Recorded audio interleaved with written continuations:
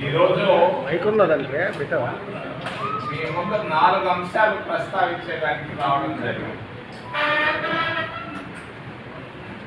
దానికి ముందుగా నిన్న ఫార్మా కంపెనీలో జరిగినటువంటి మృతులకు కుటుంబాలకు ప్రగాఢమైనటువంటి సంతాపాన్ని సానుభూతిని తెలియజేస్తూ చంద్రబాబు సరైన సమయంలో వచ్చి అలా ₹1 కోటి ఇవ్వడం కూడా నేను రాష్ట్ర ప్రభుత్వాన్ని ముఖ్యమంత్రిని నేను మెచ్చుకుంటున్నాను. ముఖ్యంగా దళితుల వర్గీకరణ మొదటి అంశం. రెండవది తిరుమల తిరుపతి దేవస్థానం తిరుపతి. మూడవది ఆంధ్రప్రదేశ్ చంద్రబాబు నాయుడు జగన్మోహన్ రెడ్డి.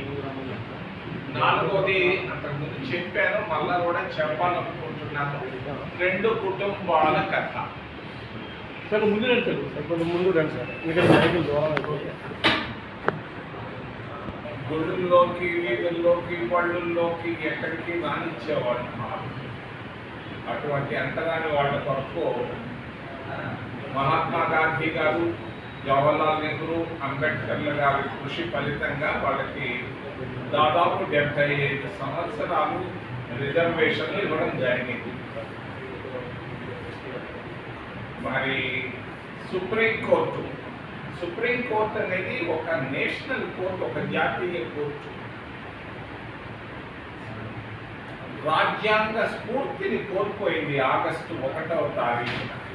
రాజ్యాంగ స్ఫూర్తి లేదు దాంట్లో. ఆ జడ్జిమెంట్లో 500 పేజీల జడ్జిమెంట్లో రాజ్యాంగ స్ఫూర్తి, భారతదేశ రాజ్యాంగ స్ఫూర్తి లేదు. అసలు సుప్రీంకోర్టు ఏంటి? సుప్రీంకోర్టు 2 అంశాలు ప్రస్తావించింది. ఒకటి క్రీమీ లేయర్, రెండవది వర్గీకరణ. చాలా మంచి విషయాల గురించి స్పందించింది సుప్రీంకోర్టు. సుప్రీంకోర్టులో 34 మంది జడ్జీలు ఉన్నారు. ఈ 34 మంది కూడా అంతా సంపన్న వర్గాల నుంచి వచ్చిన వాళ్ళే. ఒక్కరికి కూడా ఆకలి తెలియదు, పేదరికం తెలియదు. మరి కనీసం ఎస్సీ కాలనీ ఎట్టుంటుందో కూడా తెలియదు. జడ్జీలు పిల్లకాయలే జడ్జీలు అవుతున్నారు. పేదవాళ్ళు ఎవడు కావటం లేదు. గుడిసెలో నుంచి ఇప్పటిదాకా ఎవరో ఒక ఆయన అయ్యాడు కేరళ నుంచి. గుడిసెలో నుంచి వచ్చిన వాళ్ళు జడ్జీలు కావటం లేదు సుప్రీంకోర్టులో కానీ, హైకోర్టులో కానీ, మిగిలిన కోర్టులలో. మరి రెండవది వాళ్ళు ప్రస్తావించారు వర్గీకరణ అని. ABCD అన్నారు. మరి సుప్రీంకోర్టులో వర్గీకరణ ఉందా నేను అడుగుతున్నా. సుప్రీంకోర్టులో 34 మంది జడ్జీలు ఉన్నారు. ఈ 34 మంది జడ్జీల్లో 20 మంది ఒకే ఒక వర్గానికి సంబంధించిన వాళ్ళు. అది మళ్ళా చెప్తాను. ఓబీసీలు దేశంలో 70 కోట్ల మంది ఉన్నారు, వెనుకబడిన వర్గాలు. ఈ 70 కోట్లలో నుంచి సుప్రీంకోర్టు జడ్జిలుగా 3 ఉన్నారు. 1, 2, 3. మైనారిటీలో 25 కోట్ల మంది ఉన్నారు. ముస్లింలు కానీ, క్రైస్తవులు కానీ, సిక్కులు కానీ అందరూ.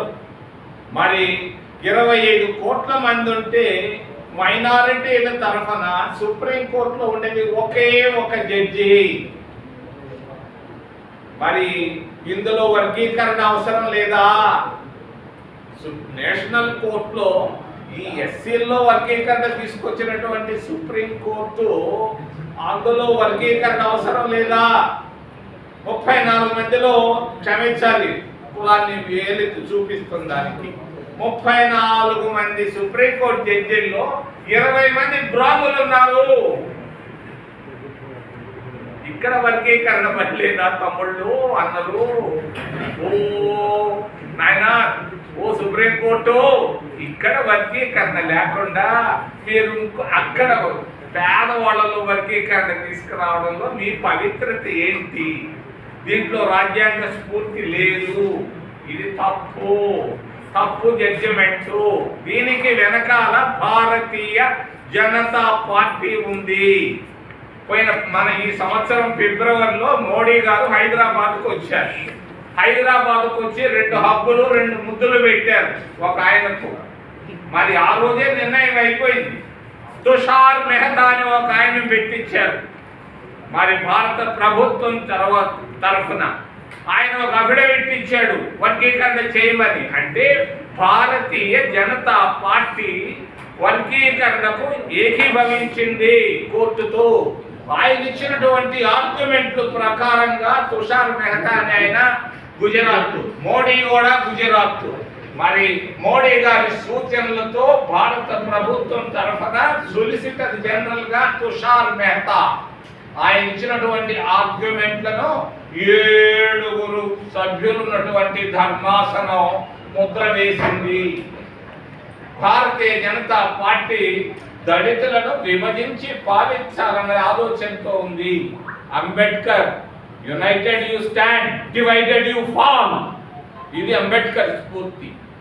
రాజ్యాంగ స్ఫూర్తికి విరుద్ధం వచ్చినటువంటి జడ్జిమెంట్. నేను చెప్తున్నాను, కలకత్తాలో ఒక అమ్మాయి విషయంలో మీరు తీసుకున్నటువంటి స్ఫూర్తిని నేను హృదయపూర్వకంగా అభినందిస్తున్నా కోర్టుని, త్రిసభ్య బెంచ్ని. మరి 7గురితో కూడినటువంటి సభ్యులు కూడా సుయోమోటోగా తీసుకొని వెంటనే మీరు ఇచ్చినటువంటి తీర్పుని ఉపసంహరించమని నేను డిమాండ్ చేస్తున్నాను భారతదేశ 140 కోట్ల మంది ప్రజల తరఫున. ఎందుకు? భారతదేశ అఖండత దెబ్బతింటుంది. ఇది పండోరాస్ బాక్స్. దీనికి జోలి పోవడం మహాత్మా గాంధీ మహా తెలివిగలవాడు. ఆయన ఇచ్చినటువంటి ఆలోచన జవహర్లాల్ నెహ్రూ గారు అంబేద్కర్ రాయించారు ఈ రిజర్వేషన్లు ఎస్సీలకు ఎస్టీలకు. కాంగ్రెస్ పార్టీ 27% ఓబీసీలకు రిజర్వేషన్లు యూపీఏ ప్రభుత్వంలో సోనియా గాంధీ గారి ఆలోచనతో ఇవ్వడం జరిగింది. ఈ రిజర్వేషన్ ఆపాలన్న కుట్ర భారతీయ జనతా పార్టీ ఆర్ఎస్ఎస్ లో ఉంది. 2028లో ఒక జడ్జిమెంట్ రూపంలో అన్ని రిజర్వేషన్లు, ఓబీసీ రిజర్వేషన్లు, ఎస్సీల రిజర్వేషన్లు, ఎస్టీల రిజర్వేషన్లు కొట్టేయాలన్న ఆలోచన కుట్ర జరుగుతా ఉందని మీకు తెలియజేస్తున్నాను. ఇందులో నేను 2 ప్రశ్నలు అడగదలుచుకున్నాను మోడీ గారిని, ప్రధానమంత్రి గారిని. దళితుల విభజన పైన, సుప్రీంకోర్టు జడ్జిమెంట్ పైన మీ విధానం ఏంటి అని నేను అడుగుతున్నాను మోడీని. ఎక్కడో ఉక్రెయిన్ లో ఉన్నాడేమో ఆయన, అక్కడ ఉండే ఆయన నేను అడుగుతున్నా. దళితుల విభజన పైన మరి ఏబిసిడీలు సుప్రీంకోర్టు ఇచ్చినటువంటి రాజ్యాంగం ధర్మాసనం ఇచ్చిన దానిపైన మోడీ గారు, ప్రధానమంత్రి గారు మీ వైఖరి ఏంటి? రెండవది, నిన్నొచ్చిపోయాడు చంద్రబాబు నాయుడు. మొదట్లోనే ఆయన మెచ్చుకున్నా. ఇప్పుడు నేను అడుగుతున్నాను చంద్రబాబు నాయుడిని, సుప్రీంకోర్టు ఇచ్చిన జడ్జిమెంట్ ప్రకారంగా చంద్రబాబు నాయుడు ముఖ్యమంత్రిగా నీ వైఖరి ఏంటి దళితుల విభజన పైన? పొరపాటు చేశామని అనుకుంటున్నా, ఏంటో పప్పులో కాలు వేసినట్టుండవు. కాలు తీసి పక్కన పెట్టుకుంటావా, పప్పులోనే కంటిన్యూ అవుతావా? ముఖ్యమంత్రి, ప్రధానమంత్రి గారుల వైఖరిని నేను వెంటనే తెలియజేయాలని నేను మీ తరఫున నేను డిమాండ్ చేస్తున్నాను. ఇది భారతదేశ అఖండత, భారతదేశ సమగ్రత, భారతదేశ సమైక్యతను దెబ్బతీసే విధంగా ఉంది. బంగ్లాదేశ్ లో జరిగినట్టుగా జరిగే పరిస్థితులు ఉన్నాయి భారతదేశానికి.